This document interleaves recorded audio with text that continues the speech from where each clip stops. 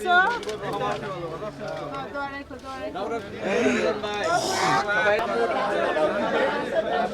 দেখতে পাচ্ছি যাওয়া যাবে পুরো যুবদলের এই ছেলে কেমন আছো?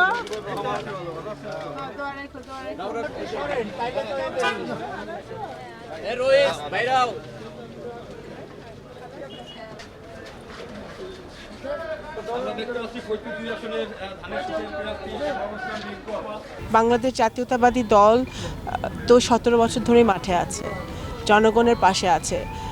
বিশেষ করে নগরকান্দা সালতায় আমি আমার নির্বাচনী এলাকায় সকল প্রতিবন্ধকতা মোকাবেলা করে কিন্তু আমি আমার নেতাকর্মীরা সহ জনগণের পাশে আছি।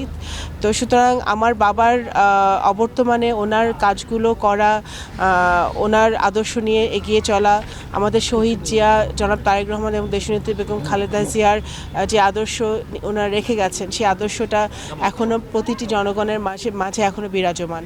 আমাদের যেই বাংলাদেশ জাতীয়তাবাদী দল যে নতুন বাংলাদেশের কথা বলছে, আমাদের যে 31 দফা যে ইশতেহার আমাদের আসছে, এই সব কিছু নিয়েই কিন্তু আমার মনে হয় যে নতুন প্রজন্ম এবং নতুন ভোটাররা উজ্জীবিত, এবং যেহেতু এতদিন ভোট দিতে পারে নাই, জনগণ মুখিয়ে আছে ভোট দেওয়ার জন্য।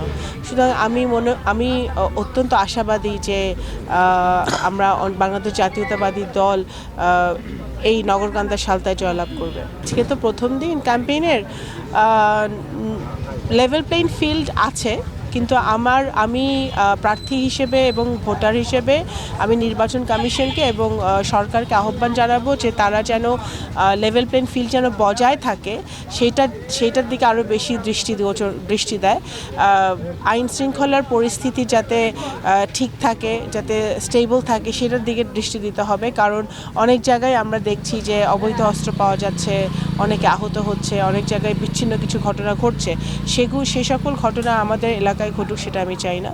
তো সারা বাংলাদেশ এবং আমার এলাকায় যেন স্থিতিশীল অবস্থা বজায় থাকে, সেটা নির্বাচন কমিশনকে এবং মাঠ পর্যায়ে যারা প্রশাসন আছে তাদেরকে দেখতে হবে।